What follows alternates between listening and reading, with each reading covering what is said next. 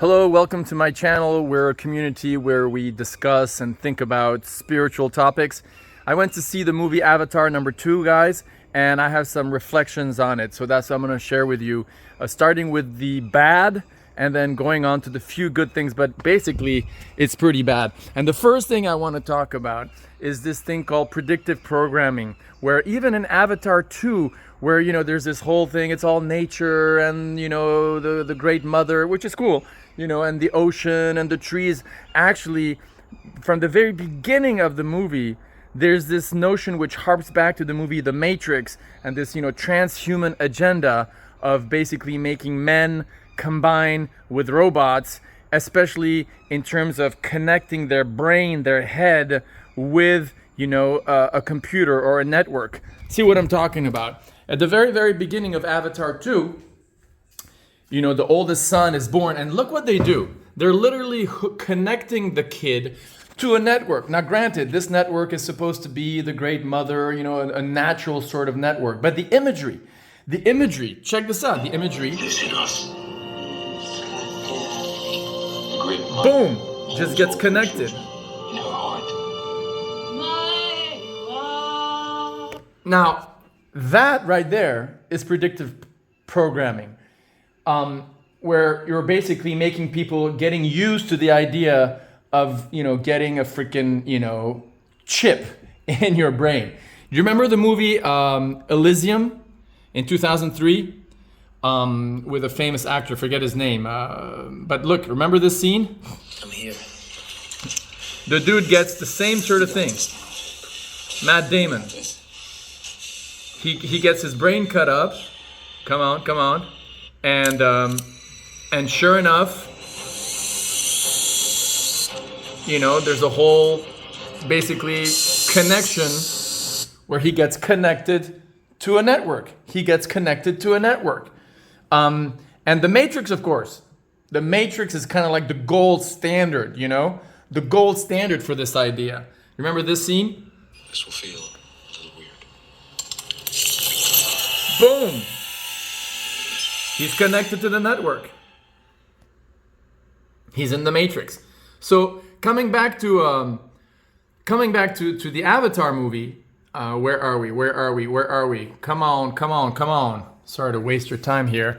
I want to do this in one shot. You have this idea of connecting to a network. And okay, it's kind of like nice, it's nature, but still the very idea that from the very beginning of a baby's life, he gets connected to some sort of network is pretty scary. Now, the second thing that I find really, really, really insidious in Avatar 2, and you see this also in the movie with Johnny Depp from several years ago called Transcendence. You see it in a Blade Runner that came out a couple of years ago. And it's this idea that the self, the very self that we are, can be uploaded to some sort of cloud, right? Then you can die, your body can die, right? And then somehow or other, that self can be then re-downloaded into another physical body, and that becomes you. Now that I'm completely against, and we should be completely against. Why? Because according to the ancient wisdom, consciousness is not data. Individual consciousness is not data. It's metaphysical. It has nothing to do with matter, and even subtle matter like numbers or, sequences of zeros and ones. So this idea that you can, somehow transfer consciousness into some cloud, and this is what happens in Avatar 2. If you remember in Avatar 1, the beauty of Avatar 1 was that there was literally a transferal of an individual conscious soul into another body, from one body to the other. So, symbolized at the very, very end, if you remember the very end of the movie, Jack Scully is in his human body, his handicapped human body, but he's able to temporarily go into the Na'vi body, right, as a soul, right? And then, function in the Avatar body, but then he has to come back to his original human body, right? But at the very end, the last scene, he's in his Na'vi body, right? And he's under that network, and he opens his eyes. And what's the implication? The implication is that the full transfer of consciousness has gone from the dead body or the body of the human human Jack Scully body into the body of the Navi, right? So in that first avatar, there's this very clear understanding. Consciousness is individual. It's not material. It's not data. It's an actual self that gets transferred while, one body is alive and dies and goes into another body. Here, check this scene out. This dude right here, he's the bad guy. He's the bad guy from Avatar 1 who died. So in Avatar 1, that bad guy died. Now this is his Navi body, and so he's looking at himself before he dies, telling what's happening. Hey Parker, just what the hell am I supposed to say now? Just remind him how this works. So he says, reminding how this works. So this is how, consciousness transferal is described in Avatar 2. So, see this? This is all your memories and your personality. We're gonna send this back to Earth where you. So you see, he's saying this is your memory, talking to him. This is all your memory, just data. This basic idea that I spoke about actually in my last video on transhumanism. You can look at the link right here, or just look at the latest video. I don't want to waste time doing that.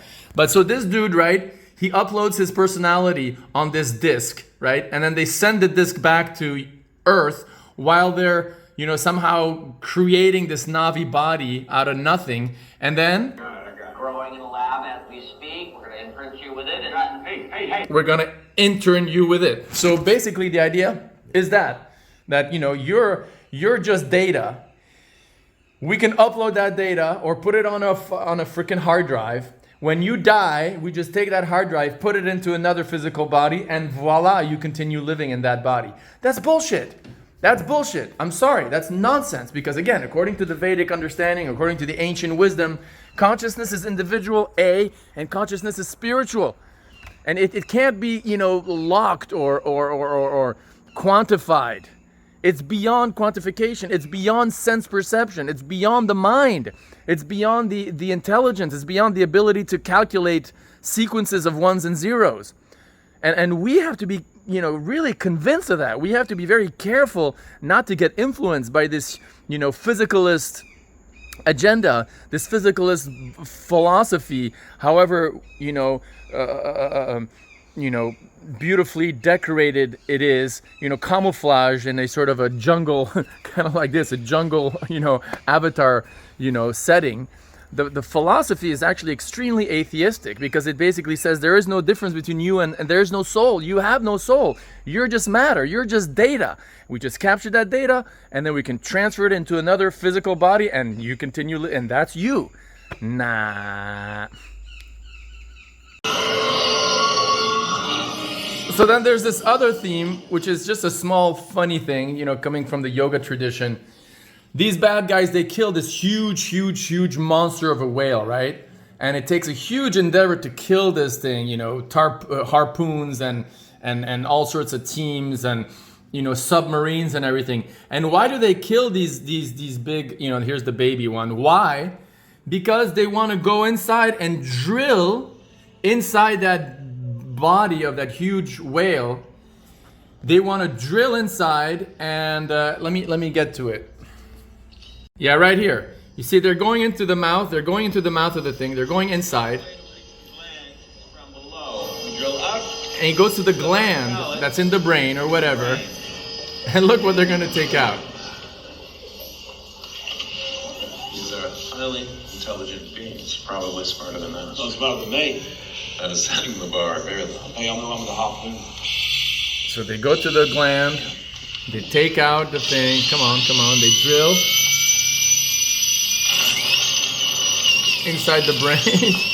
And what comes out is this yellow liquid. how do you know that they're smarter than us? More neurons, more pathways. Not only are they smarter, they're deeply emotional. He describes them as apprentices. This is interesting. He describes these whales as, deeply emotional, very intelligent. That's okay. But then he says they're more spiritual. And the thing is, you can't define more spiritual through a laboratory test or through analyzing how, what's the ratio of your brain, your brain compared to the rest of your body. Being a spiritual being is based on nothing else than your free will to be God conscious, right? So someone's propensity to be spiritual or his being spiritual is not perceivable through, tests and analyses. And so look here, he's wrong when he says, they're more spiritual. That's a wrong calculation. That's my point. You can't calculate someone's spirituality by looking at his or her, psychophysical makeup through, material tools like whatever, algorithms and microscopes and telescopes and this or that. More spiritual. See, he just said more spiritual. Anyway, back to the story. Corresponds with our emotional centers, but proportionally, it's much larger. Come on. Basically, they take out this Philosophy. yellow liquid that's worth $80 million. And what do they call it? This is all about. He says this is what it's all about. And this is what's funny. He calls it Amrita. Listen. That's it. Amrita. Bad luck for the big guys. This stuff just happens to stop human aging, like. You see, this stuff happens to stop human aging. In Sanskrit, mrityu means death, and Amrita is like, himsa means violence. So ahimsa means non-violence. So Amrita means non-death. So, immortality. It's a name that many girls get too.